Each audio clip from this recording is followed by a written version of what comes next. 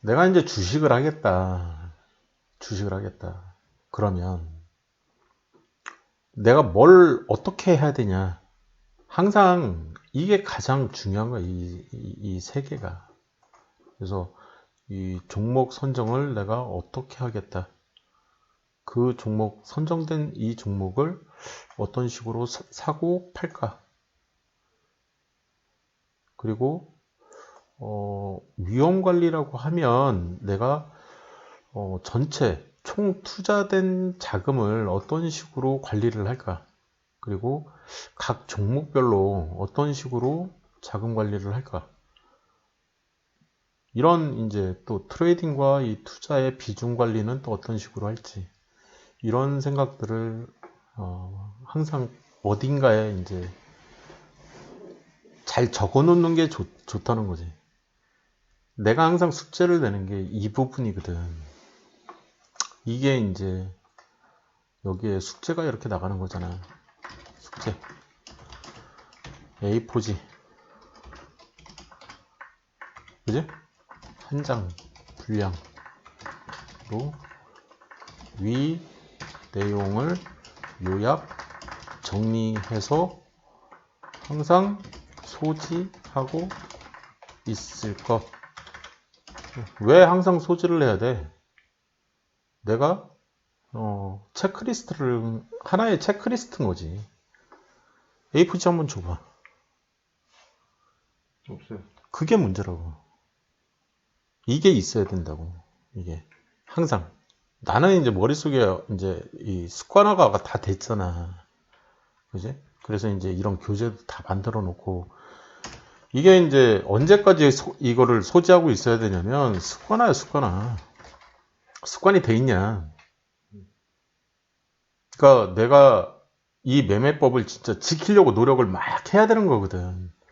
오늘 진입 전략, 그 중에 물타기는 3시.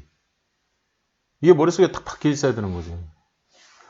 장중에 아무리 사고 싶어도 사면 안 되는 거야. 만약에 그게 룰이라면. 내 말이 무슨 얘기인지 이해됐지? 네. 지금 이제 이 부분에 대한 얘기를 이제 위에서부터 차근차근 하려고 하는 거고. 사실 이제 기본적 분석은 아까도 내가 이제 전자공식 시스템, 다트, 이 보고서, 여기서 얘기하는 이 보고서는, 하나 띄워놨었는데, 예를 들어서 어떤 종목이 있어. 네가 이제 시즌을 들고 있으니까 시즌 예를 들면,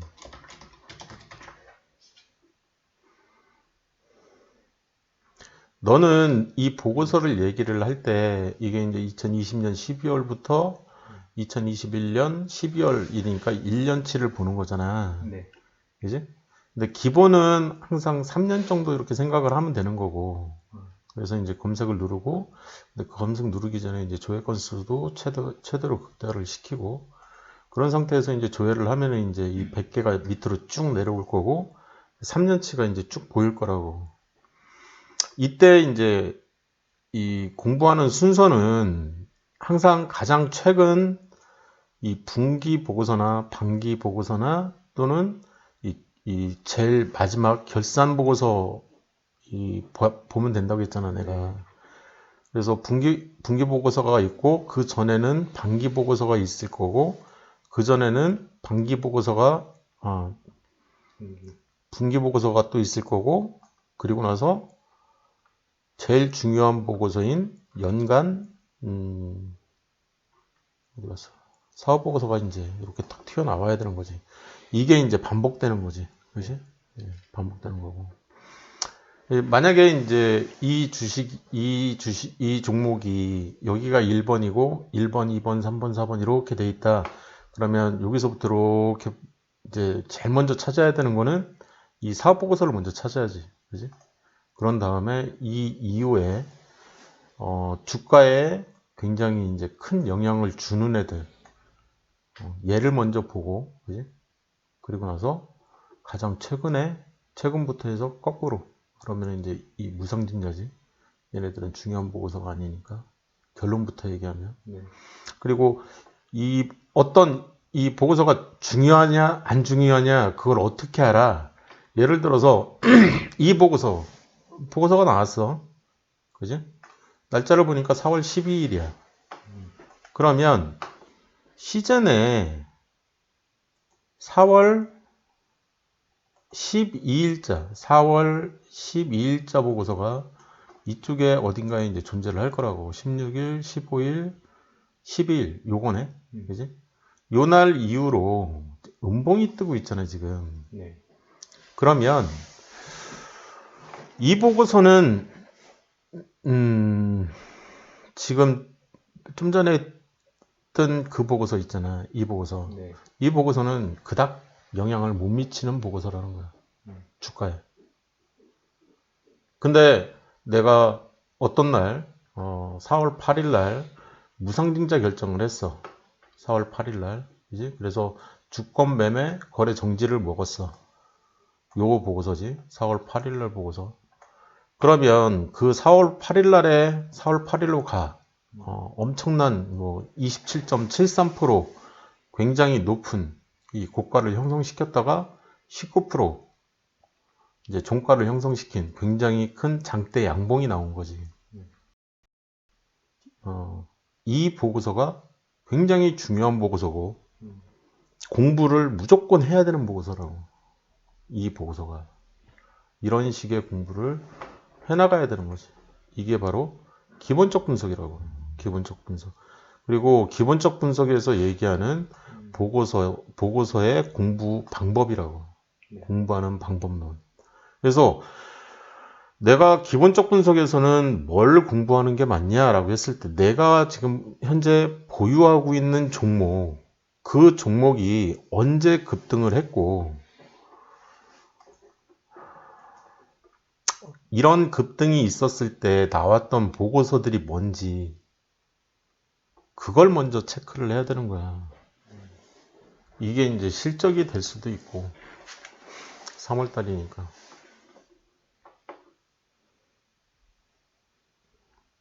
내가 뭘 먼저 공부를 해야 되냐. 당연히 전자공시 시스템에 있는 보고서를 보면 된다는데 그 보고서를 차트를 봐가면서 장대 양봉을 만든 개와 장대 음봉을 만든 그 보고서. 그래서 호재와 악재를 다 공부를 미리 해둬야 되는 거라고. 한 번 해놓으면 거의 계속 반복되는 거기 때문에. 그리고 이제 어떤 기본 틀을 이해를 하면 이게 이제 3,000개 종목의 이 확정성도 갖고 있기 때문에 무상증자, 돈 버는 기업들은 다 할 가능성이 있다는 거지. 그런 보고서를 먼저 공부를 하는 게 맞다는 거야. 그런 보고서를.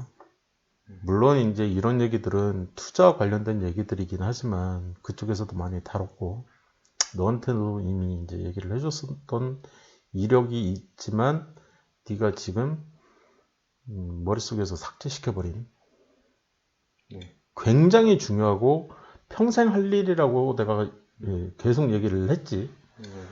근데 안 하고 있는. 해야 된다고. 이거는 머릿속에다가 잘 기억을 계속 해야 돼. 그래서 내가 여기다가 한 페이지짜리를 너 가르칠 때는 없던 페이지잖아 지금. 아예 만들어가지고 이게 별거 아닌 것처럼 느껴질 수도 있는데 굉장히 중요한 용어들만 이렇게 딱 써놨거든. 이 안에는 또 다른 세상이 이제 이렇게 책 한 권 분량이 막 들어가 있는 거긴 하지만 이 안에도 마찬가지고.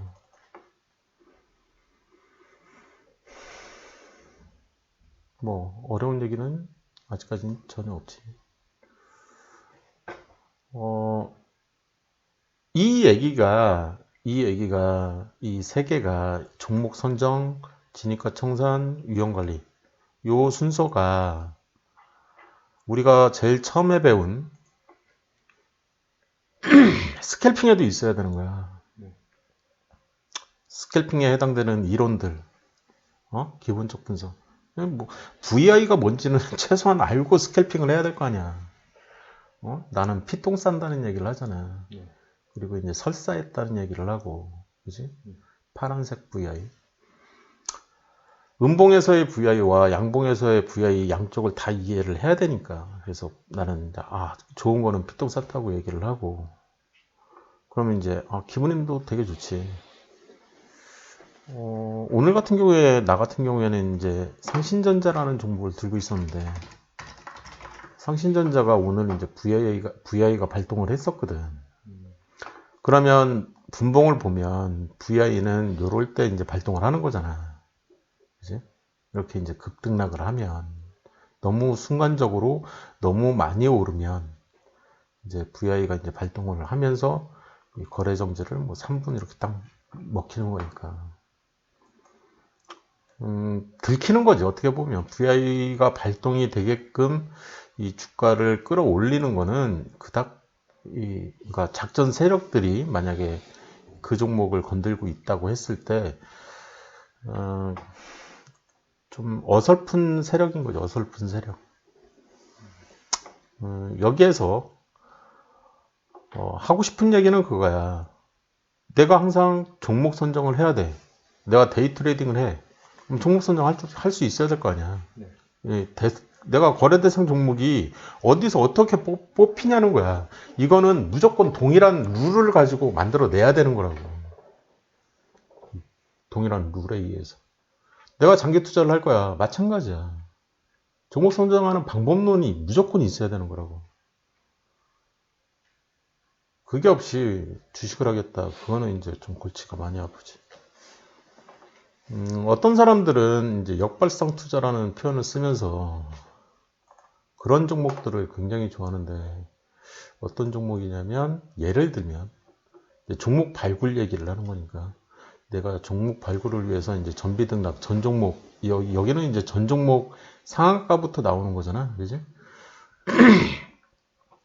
예를 들면 얘는 적절한 예제가 아니고 적절한 예에 해당되는 데를 한번 보자. 예. 데이터 솔루션이라는 종목이 있는데 이 데이터 솔루션이라는 종목은 2분기, 1분기 적자였다가 이번 3Q에서 흑자가 난 종목이야. 3Q에서. 이 3Q에서 흑자가 난 게 이제 시작인 것 같다. 왜냐하면 매출이 1Q에 84억을 찍었었고 2Q에 163억, 100%가 증가했어. 근데 3Q도 228억 또 증가했거든. 그러면서 이제 흑자가 나기 시작한 거라고. 그러면 여기가 저점은 아닐까? 지금의 주가 위치가. 이런 생각을 갖고 있는 거라고. 이게 역발상 투자거든. 그래서 기존의 적자 지속인 기업이었지만 흑자 가능성이 이제 생겼다라는 거지. 물론 이제 이거는 이렇게 단순하게 보진 않아. 이제 여기에 왜 흑자가 났는지 아이템을 본다고. 흑자가 난 그 아이템이 미래 성장 가능성이 있는지까지 본다고. 그래서 내가 최소 중기 이상의 투자를 하는 거지. 최소 중기 이상의. 저기가 저점이니까. 이제 흑자 전환을 막 했잖아, 그지? 그런 투자 방식. 이 안에 들어있는 게 종목 선정이 필수. 여기도 종목 선정이 필수. 예를 들면 여기에도 되게 많지. 단기 투자 관련된 이제 예제가. 이 FN 리퍼블릭 관리 종목이긴 하지만 얘도 마찬가지거든. 과거에 보면 감자도 일어난 종목이긴 하지만 과거에 보면 점상도가 그 이후에 상한가까지 갔다가 풀린 것 같은데 이날도 13%까지 갔다가 이제 풀리고 이런 이력이 있는 과거에 급등했던 엄청 많이 올랐던 거지. 그러니까 너무 순식간에 여기가 지금 한 4,900원 라인인데 8,800원이니까 거의 근 2배가 한 2, 3일 만에 그냥 올라와 버린 거잖아. 이랬던 이력이 있는 회사는 또 그럴 가능성이 있다. 또 그럴 가능성이 있다는 거지, 이쪽에서. 그러니까 재무나 뭐 이런 걸 보려고 하는 게 아니야. 어? 이 기업은 과거에 저랬었기 때문에 이번에도 또 그러는 거 아니야? 알고 있는 거지, 공부를 해서. 굉장히 많은 차트들을 보고 나서. 그리고 저런 패턴으로 가면 그럴 가능성이 있더라. 그리고 이제 특히나 얘도 이제 좀 전에 감자가 보였었잖아. 감자 이후에는 어느 정도 일정 시간이 흐르고 나서 이렇게 감자 이후에는 이런 적이 굉장히 많은 종목들에서 그래서 이 위치를 막 노리려고 하는 거지.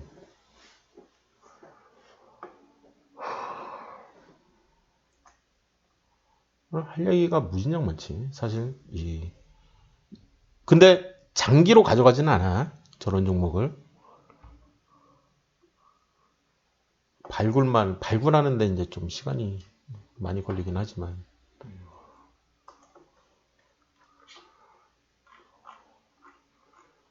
그래서 지금 이제 계속 하는 얘기는 이 주식 투자의 기본, 이 종목 선정 방법, 이렇게 해서 선정을 하고 나서는 이제 진입과 청산 전략이 이제 필요한 거고, 그리고 나서 위험 관리.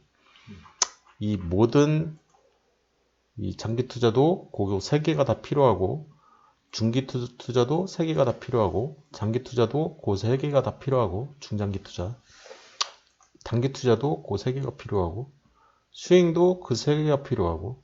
근데 이제 스윙을 가만히 봤더니 이 급등하는 포인트들이 이제 좀 번외로 있었던 거기 때문에 스텝 3에서 다뤘던 거고 별도로. 이해됐지? 그래서 그 번외로 다른 이 스텝 3를 스캘핑하거나 또는 급등락을 하기 때문에 데이 트레이딩을 해도 먹을 건덕지가 여기저기 있지 않을까라는 기대 심리가 있다고. 그래서 거래 대상 종목을 그런 식으로 잡고 매매를 이제 하는 게 진입과 청산인 거지. 그러면 리스크 매니지먼트도 같이 이제 병행해야 되겠지. 급등락을 감안해서.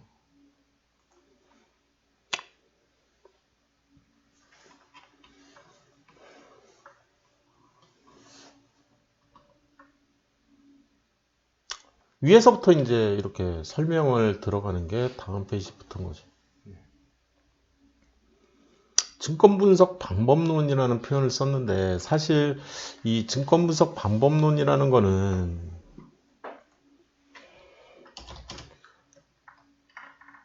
쉽게 얘기하면 뭐야? 종목 선정 또는 종목 발굴 방법인 거지. 거의 같은 말이지. 그지? 내가 종목 발굴을 어떻게 할래? 기본적 분석으로 뭘 볼래? 기술적 분석으로는 뭘 볼래? 보통 이평선도 굉장히 많이 보지.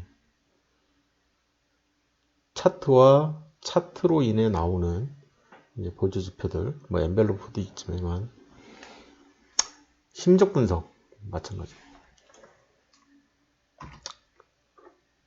그런 얘기들을 이제 시작을 했던 거고, 이거는 다 한 얘기니까 넘어갈게. 기술적 분석, 심리적 분석. 그제 한 얘기들이기 때문에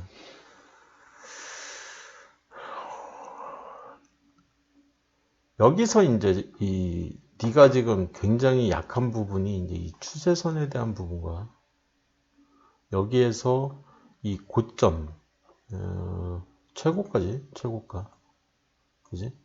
그리고 52주 최고가도 있지만 이제 역대 최고가라든지 뭐 이런 개념들이 이 추세선에 필요하기 때문에, 그지? 그리고 여기에서 또 필요한 개념이 외국인 순매수였던 거지. 아이고, 그지? 외국인 순매수.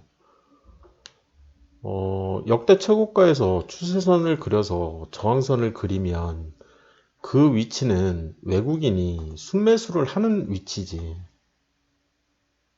이해됐나? 네. 연동이 되지, 이제.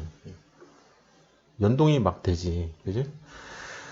역대 최저가에서 지지선을 그려서 지지선이 이제 돌파가 돼버리면 외국인들은 파는 위치라고. 이거를 내가 다 설명을 해줬다고. 전고점에서 저항선을 거서 돌파를 하면 외국인은 산다고. 이제 이런 것도 개념적으로 다 이해를 하고 있다고. 그지?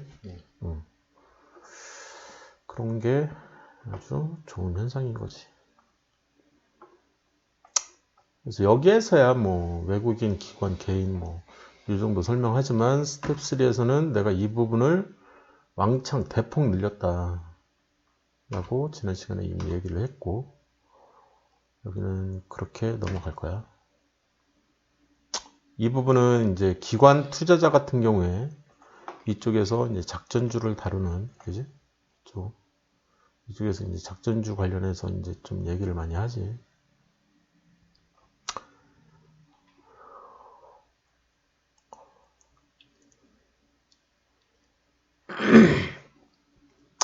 여기서 이제 좀 하나 더 얘기를 할 만한 게 뭐가 있냐면, 대형주 얘기를 하고 싶은 거고, 예를 들어서 LG전자가 있어, LG전자가 있는데, 외국인이 관심 있는 게 아니라 기관이 관심이 있는 거고,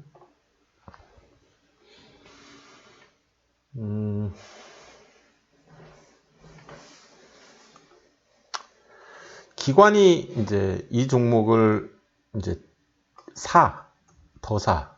예를 들어서. 근데, 어느 시점부터는 이제 좀 많이 팔아. 이렇게. 그러니까 여기 이 부분인 거지. 어떻게 보면. 여기서부터 여기 이 부분. 여기서 팔았어. 그지? 여기서는 좀 샀어. 이쪽에서는 좀 샀다고 치고. 그래서 한 6만원 정도에서 샀는데 8만원 됐더니 좀 많이 팔았어. 왜 그랬냐? 예를 들어서 연기금이었다. 내가 삼성전자 가지고는 이제 설명을 좀 많이 했는데, 그지? 삼성전자 가지고는 이때는 많이 샀는데 연기금이 이때 엄청 많이 샀지. 근데 이쪽에서는 이제 막 여기서부터 이제 막 계속 팔고 여기도 계속 이제 팔았었다는 거잖아. 근데 사실 연기금이 이쪽에서 산 매수 단가를 보면 이제 4만 원대였다는 거지. 근데 이쪽에서 이제 8만 원대가 넘어가면서는 내가 주식을 이쪽에서 100주를 샀다고 치면 연기금 입장에서 100주면 420만 원 정도잖아. 그지? 420만 원 정도를 주식에 투자를 해놓고 싶었던 거야. 그래서 420만 원 정도만 놔두고 나머지는 정리하고 싶은 거지. 쉽게 얘기하면. 근데 이제 역대 차트를 가지고 이제 설명을 해야 되는 거잖아. 그게 물량의 비중이 지금 가격대는 높아. 그러면 나는 이쪽에서 이미 많이 들고 있어. 그러면 주가가 이렇게 오르면 오를수록 이 비중을 나는 낮추고 싶은 거라고. 그래서 매매법이라는 게 그런 비중을 가지고 이렇게 포지셔닝 매매를 하는 사람들이 있다는 얘기를 하고 싶은 거야. 장기 투자자들 중에서는. 그래서 이 정도면 저점이라고 여겨지는 부분에서는 좀 많이 사놓고, 이 정도면 고점이야. 고점일지 아닐지는 몰라. 그냥 매도법이 이 비중인 거지. 상대적으로 삼성전자 비중이 너무 높아졌는데 가격이 갑자기 올라서, 그러면 얘 비중을 낮추고 싶은 거라고. 다른 애들도 비중을 1대1로 가져가고 싶었는데 얘가 3이 돼버리면 1로 낮추려고 한다는 얘기야. 비중을. 그랬다가 얘 비중이 다시 낮아지면 난 조금씩 저점이 아닌 구간이라고 해도 비중이 너무 낮아지면 또 산다는 얘기지. 이해됐나? 네. 그런 매매법이 있다라는 거야. 나중에 돈이 썩어날 정도로 많으면 이런 매매법을 써도 되지 않을까라는 생각을 가질 수도 있다는 거지. 이 부분 설명하고 있는 거야. 연금. 그래서 이 연기금이라든지 아니면 투신 중에 이 투신들, 투자신탁 이쪽 중에 또는 이제 이 돈을 안정적으로 운용을 하고 싶어하는 운용사들이 있다는 얘기지. 그 운용사들 같은 경우에는 이쪽에 보면 자산 운용하는 이쪽, 자산을 운용하는 쪽에서 안정적으로 내 돈을 굴려서 잃지만 않게 만들어라. 고객의 요구 조건은 그런 거지. 반토막 나지만 않게 해. 이런 식의. 돈이 썩어날 정도로 많아서 잃지 않는 투자를 하고 싶어 하는 거지.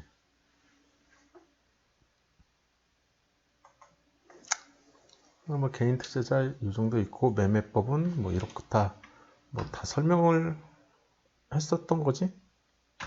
이렇게 해서 얘기하고 여기까지 한 다음에 잠깐 쉬었다가